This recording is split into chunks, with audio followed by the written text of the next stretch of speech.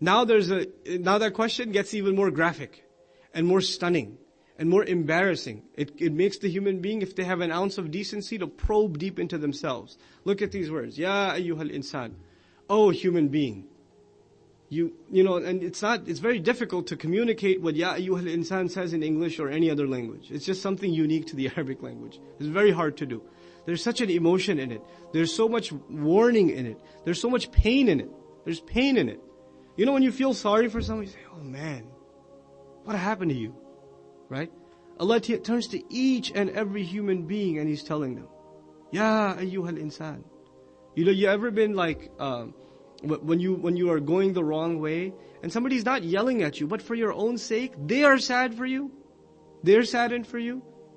They'll, you know, so, and the tone they use with you, subhanallah, this is the sadness. Allah Azza wa Jalla, another place says, Ya hasratan ala al-ibad. Oh, what a calamity over people. What a loss. So Allah says, Ya ayyuhal insan. Even the word used for us is insan. And insan comes from, it's arguable from multiple roots. One of them is nasiya, the one who forgot. Right? The insan is the creature that forgets. The sun doesn't forget that it has to be in obedience to Allah. The ant doesn't forget. The rock doesn't forget. The cattle doesn't forget. But أُولَٰئِكَ كَالْأَنْعَامِ بَلْ هُمْ أَضَلُّ. Or even far. They forget. They forget. So we forgot what purpose we were put on this earth for, and Allah Azza wa Jal uses that name that reminds us of our forgetfulness. Also, some argue that it comes from uns, which is like to have affection. So we develop affection for things other than Allah subhanahu wa ta'ala, and it makes us forget our real purpose in life. The two are connected. Ya ayyuhal insan. Ma gharraka bi rabbika al-kareem. A raw translation would yield, what deluded you? What manipulated you? What conned you? There are different words for deception in the Quran. Just to name a few, there's gharra, khada'a, right? Khana, like khiyana, khadala, khatara. There are different kinds of words used for deception in the Quran. The specific one used here is gharra, gharra. Now what does gharra specifically mean? It's when you take someone who's careless, like a tourist, and you con them to get something out of them. They're not really watchful about what they're doing and how they're spending and how they're behaving, then somebody can come and take advantage of them. Now when the human being is not careful, who takes advantage of him? The shaitan. The shaitan. And you know it is that shaitan who fed him that line that was used in the previous surah.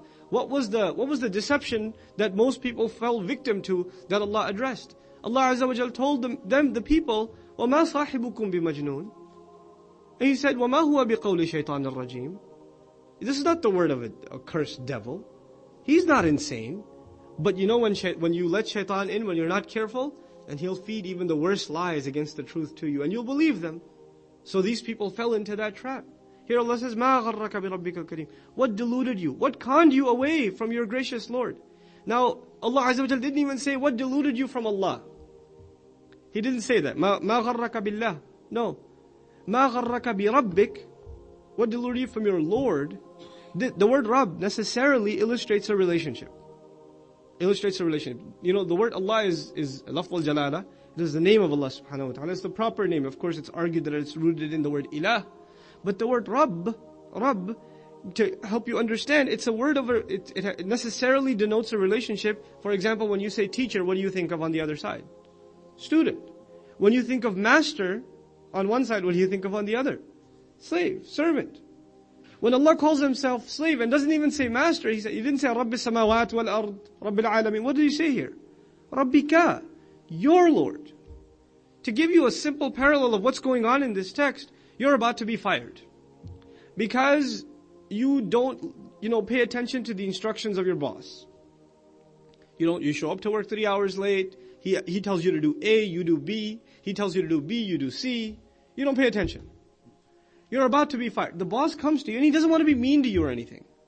But he's curious. Why are you so messed up? So the boss comes to you and says, so what was it?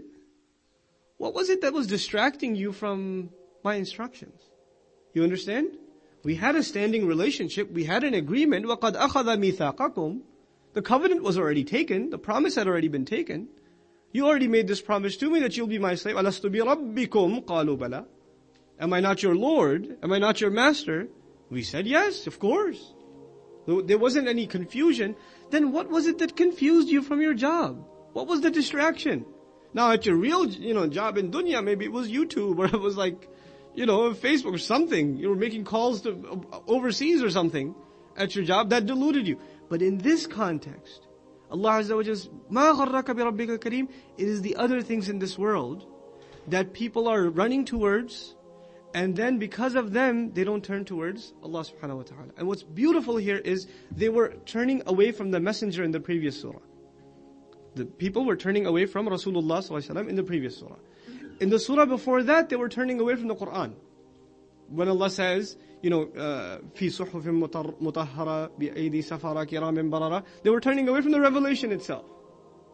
Here, they're turning away from who? Allah subhanahu wa ta'ala. They're Rabb. They've forgotten the root of the problem. Why are they turning away from the messenger? Why are they turning away from revelation? Because they have no concern that they have a master. That's why they're distracted by other things. Bi Rabbik. And then Allah didn't just say Rabbik, He said Bi Rabbikal Kareem. Kareem, noble, gracious. When we talked about this, when the teacher is nice and he's noble, what does the student do? Starts taking advantage. And starts getting deluded into conning himself into thinking that they can get away with whatever. Because he's he's so Kareem. Out of his nobility, out of his grace, he's not going to punish. And when that noble teacher, that graceful teacher, before he hands you your F and he calls you and he says, listen, I was nice to you all along. Why did you do this? You will feel far worse with that teacher than the teacher who was mean to you, because he'll feel, you say, I was expecting him to fail me anyway. I don't feel that bad because he's not a nice guy. But Allah subhanahu wa ta'ala is failing these people. He's failing, and He's asking them in such a loving, introspective fashion. They have to look deep inside of themselves when He says, مَا غَرَّكَ بِرَبِّكَ الْكَرِيمِ. What was it? Was it the love of money? Was it your family? Was it the love of your own pathetic desires? Was it the love of wasting time? What was it that took you away from your gracious Lord? He gave you so many, out of His grace, He gave you so many things. And one of the things here, the use of the word Kareem, Allah is Kareem, and out of His karama, He gave karama to the human being. وَلَقَدْ كَرَّمْنَا بَنِي Adam. We honored the human being.